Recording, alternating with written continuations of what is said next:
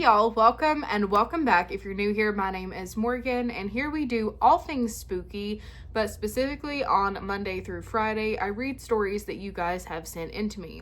And I'm back on the weekends with alternating stuff like scary movie stuff, Appalachian folklore stuff, scary TikTok stuff. We do everything here. It is a really fun time, if I do say so myself, and if that sounds cool, I would love to have you here. Today, I am going to be reading stories that you guys sent into me, but I have been saving some stories from a certain state that terrifies me, that I don't know if I want to visit it or not. I really don't. But that is the state of Michigan. I think this is either the third or fourth video that I've dedicated to just Michigan stories, so there is a lot. But if you have any stories in Michigan or not that you would like to send for me to read, please check out the description below, because there you will find podcast episodes, social media links, and where to send those stories. So without further ado, let's get into this one. I saw one of your videos talking about Michigan and how it's like very paranormal for some reason. Well, my mom actually has this story, and I'm going to tell you because I find it pretty cool. One day, her and her friend were out, and they had taken what I believe was a back road or just an old dirt road. If I remember correctly, she had said that it was by, if not near, a farm. While they drove, my mom in the passenger seat suddenly felt a heavy weight on her lap. She said it was roughly felt like it weighed about the weight of a young child. She felt pulling at her hair, and her friend was giving her an odd look. Turns out her hair was actually moving, almost like it was being twirled in the wind. Mom said she couldn't help but feel like there was a little girl's presence. She said that from then on she always felt the same pressure. They went and did some research, and it turns out that there actually was a little girl. Keyword was, she was run over by her father's tractor and lost her life. She was a young girl and was hit in that very spot. Now, I'm not my mother and cannot tell you in full detail of what had happened, but this is what I could remember. I hope you found this story just as interesting as I did. We have a special guest today in my lap. This is Wednesday. I don't know if she's ever been on camera before, but I call her Fuzzy Butt. I don't think that's her government name, but I call her Fuzzy Butt. Okay. You think you can like chill while I read? I'll just hold you like this. That story was horrific and horrifically sad. Definitely sounds like that's exactly what happened that your mom thought. Next story. I'm Puerto Rican and my family is very superstitious. My grandma practiced white magic growing up, but didn't do it as much when I lived with them and my dad. They lived in this old, creepy house for as long as I could remember, and when my grandpa had health issues, my dad moved in to help. The house was beyond creepy. It was like a constant heavy feeling no matter what. The basement was the worst. My uncle used to live with them before my dad, and he was very open. He could sense and see things that others couldn't. He said that there was something in the house and it didn't like him. He was sent to prison and said that whatever it was affected him to make the choices he did. When we moved in, I hated that house. I'm very clairvoyant and could always see things, feel things, and hear things. My grandma said I was special. I'm sure all grandmas say that, though. But this house always put me on edge. One night, around a year into it, my cousins were over spending the night. We were in the room and laughing, watching TV. All of a sudden, we heard knocks on my bedroom door. My cousins went to say, "Come in," but I quickly stopped her. I grew up being told to never ask who was there or say, "Come in." I asked what, and there was no response. My room was upstairs, right next to the staircase, and the stairs are creaky, and you can hear people go up and down. I didn't hear anything. I told them to ignore it. Not even an hour later, there was another knock on the door, a little harder this time. Again, I said what and got no response. I called my dad and asked him why he kept knocking, and he told me it wasn't him, he was downstairs. I hung up and told them it was nothing. My grandma's crosses all over the house, even in the room. I took the cross from the wall and put it at the door. 10 minutes later, something banged on the door so hard, like they were kicking it in, and the cross went upside down. My cousins ran out of my house and went home 3 doors down. They refused to ever come inside that house again. The fact that the crosses went upside down, I don't like that. I don't like that. All right, next story. Hi, Morgan. I have another story from Michigan for you. Just a warning, it's pretty long and drawn out. This happened probably 10 to 11 years ago now when I was staying the night at my friend's house. She told me many times that she had experiences in this house, and her and I loved ghost stuff and scary movies, so we were really connected when it came to spooky stuff. Me, my friend, and her younger brother were sitting on the living room floor in a circle, just talking and telling stories. It got dark and the kitchen was already behind me and had the lights off. Only light above the stove was on. So there was a small glow, but mostly dark. We did have the lamp on in the living room, though. Directly behind me in the kitchen was also the door to their basement. It was closed, and I knew their dad was down there working on something. As we were talking, the basement door opened, and their dad came walking into the kitchen. Remember, it was dark, but I could still see that it was him. He had a black hoodie on, his baseball hat, and jeans. I could only see his face partially from the stove light, but it was him. He gave me a small wave, didn't say anything, and went over to the bathroom and closed the door. I turned back around and continued talking to my friend and her brother. After a short while, I heard the basement door open again. It was her dad again. I was super confused because he had just been up here, but I was too engaged in the conversation. I never heard him leave the bathroom and go downstairs. I looked at him with a strange look on my face, and he said, "What's wrong?" And I asked him, "Weren't you just in here?" He looked confused and said, "No, I've been downstairs working." I immediately looked at my friend. I was pretty scared now, knowing it wasn't her dad that I saw the first time. She knew something happened just by the look on my face. I told her what happened after he went back downstairs, and she didn't seem surprised at all. I still stayed that night, and even more odd things happened. I'm very convinced there's a mimic in that house. Let me know if you want to hear more. Yes, absolutely. That definitely doesn't not sound like a mimic.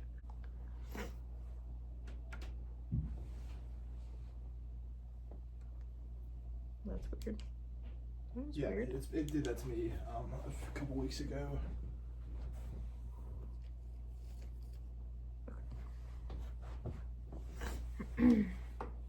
Again with this. It's the way it's doing it as soon as you sit down. Do you care if I untwist this real quick? Yeah, go for it.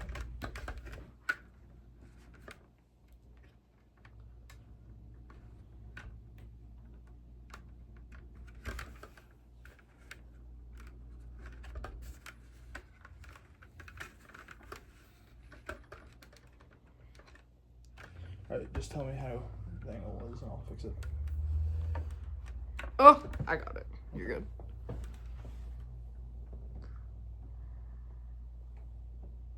Technical difficulties. Literally. That's good. Thank you. Of course. PC, don't you start it. Pete, you want to come sit with me? Pete. As soon as you sat down. I'm sitting down. That doesn't mean I'll sit over here, I guess. I don't think that's a coincidence. Hey, like, not to alarm you, I don't know if you were listening, but I did just read a mimic story. Yeah. Alright, go ahead and try it now.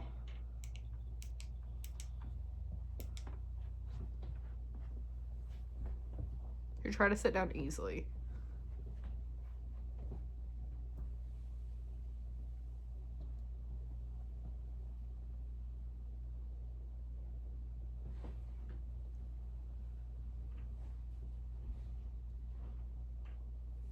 The hell? I don't know, man. Well, that was a lot. Don't like that. I am, side note, dealing with some weird stuff myself. I'm retelling my mimic stories on TikTok, and Eric actually brought it to my attention this morning because we've been having weird stuff happen. He was like, I think you might be drawing in some energy, so it makes sense on why it messed up just now. Alright, next story. I'm from Michigan and have a pretty good few, but this one sticks out. I want to hear them all, though. My friend and I were in the sand dunes overlooking Lake Michigan. We hiked off the trail as we had done hundreds of times before to go to a beautiful spot to set up hammocks overlooking the lake. Everything was fine. We were reading books and just hanging out. The wind stopped, just like stopped. No animal noises, no birds, no insects, nothing but the sounds of crashing waves. Of course, we start becoming hyper aware and are scared. So we hop off our hammocks and start packing up. We then hear a woman scream. Horror movie, I'm dying, long scream. It sounded so close. We both panicked and started packing up a bit faster. I've lived here most of my life. I know the sounds of local things. It was not a fox. We have everything packed up and we start to head back down to the area that leads back to the trail. We hear it again, further. Everything else is still silent except the waves. We hear rustling in the trees close behind us. We get to the slope on the dunes without grass and slide it all the way down to the shoreline. Big no-no, quite dangerous. We did not look back. Something about being at the water made us feel much safer. We walked to the shore until we made it to the park with access to where we parked our cars. I've since then gone back there plenty of times and have heard foxes, deer, owls, hawks, etc. I've never heard anything like that again. We didn't talk about it ever. We didn't have to. We knew what it was. Michigan's a very scary place, even if you know your way around the woods. Well, that's terrifying. Yeah, that is not the first story I've heard of a woman crying out in the woods in Michigan, for sure. I've heard several of those, and the fact that it was like far away and it got farther, I don't like that. Alright, next story. I saw your video the other day and felt compelled to share my scariest stories with you. I'm sure you're tired of hearing them from Michigan. Quite the opposite. You're in a whole video dedicated to Michigan right now. But believe me, it's quite a doozy. I have plenty more stories to share as I live on 2 swamps in the middle of the forest in a townhouse far older than me. But believe it or not, this story does not take place at my house. I do want to hear the rest, by the way. I was working one night at the park I work at. It's a local park with miles and miles of woods and trails. Now, I work at the toll booth, which is the only position in the entire park where you work alone, and for good reason. When you get deep enough into the woods, it gets darker than you would expect. The toll booth is situated right on the barrier, and I work evening shift, so needless to say, it starts getting dark out there. One day we were having some awful storms, and no one was coming into the park. For my safety, my boss radioed me back. So I pack up, and I'm not particularly worried about the storm, but as I'm locking up the booth, I hear the sound and look towards it. What I can only describe as a shadowy figure darting behind the trees that looked like a cross between a person and a deer shape. I assumed it was lights playing tricks on me and maybe some deeper-rooted anxiety about the storm than I thought. So I get in my car, and my car will not start. At all. Now this happens sometimes, so although it is annoying and I'm a little unnerved, a couple minutes pass and eventually I do get my car started. But the radio isn't working quite right, and although this is a smaller detail, so my memory could be playing tricks on me, I swear I heard some unnatural voices or sounds coming from it. So I just turned it off and went on my way. Now, the drive to the park office is around 2 miles, which doesn't seem far, but the storm and how dark it is in those woods was anything but a fun drive. I get there without incident, flick off my lights, and get ready to go inside when I see another figure. Not dissimilar to the one I saw before, and it appears to be circling me, almost predator-like. I go to radio in, and again the radio's just weird. I chalk it up to it being the storm, but don't take my eyes off of that shape. I reach down to grab my stuff, and when I look up, the figure is gone. At this point, I'm pretty freaked out, so I dash out of my car into the building. I'm talking to my boss and the other workers who were in there, and they looked unnerved as well. And soon tell me that when I radioed in from my car, they heard some really weird noises. None of the other walkers were doing it that day, so they checked on mine, and it seemed to work fine. This was towards the end of the season, and on my last day, my boss asked me what all happened that day, and I told her the story, and she did not come back this year. Now, I don't know if those two things are related, but it feels awful coincidental, as it seemed like she wanted to come back now, even hours before that.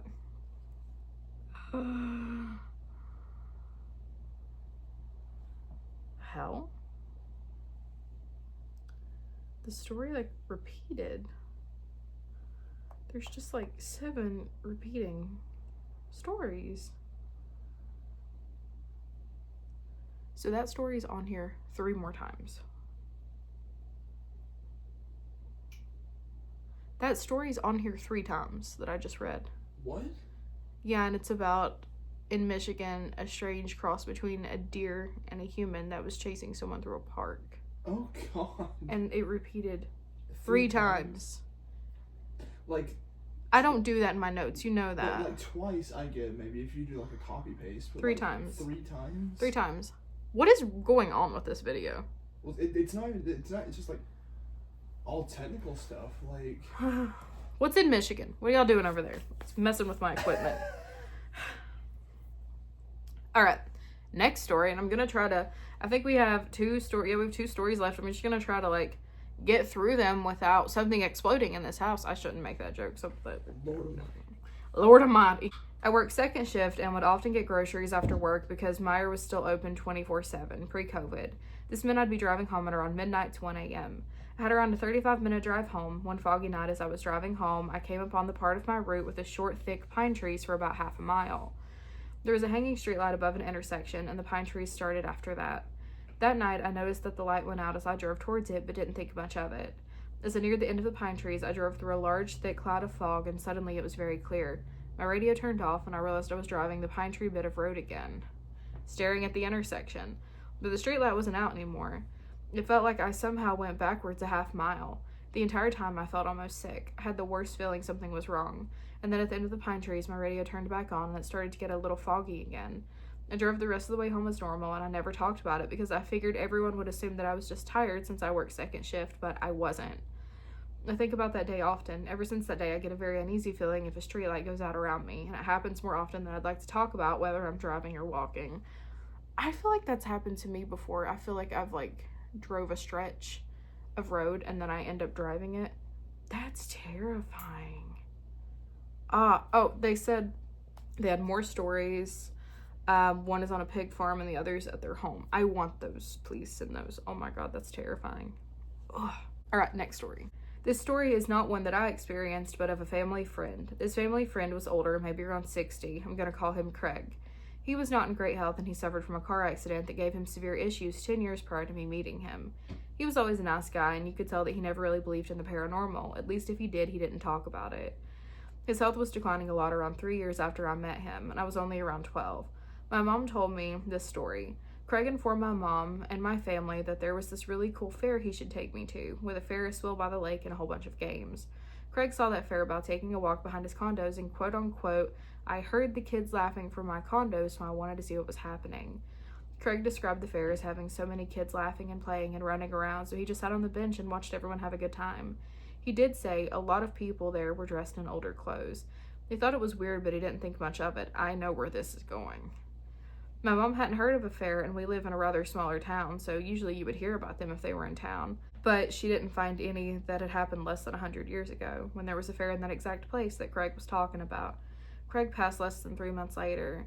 We think he saw the paranormal because of his health being so poor, and he was ready to pass any day. I hope he found peace, and I miss him every day. Oh. So it just seemed like the veil, thinned a lot around him. Oh my god. Okay. Whoa. Alright, well that's scary. This is a shorter video, but there's something in the air with this story, so I'm just gonna cut it here, or with this video, because we've had nothing but weird stuff happen the entire time. Pretty much. So, thank you guys so much for listening, and I will be back tomorrow to read even more stories.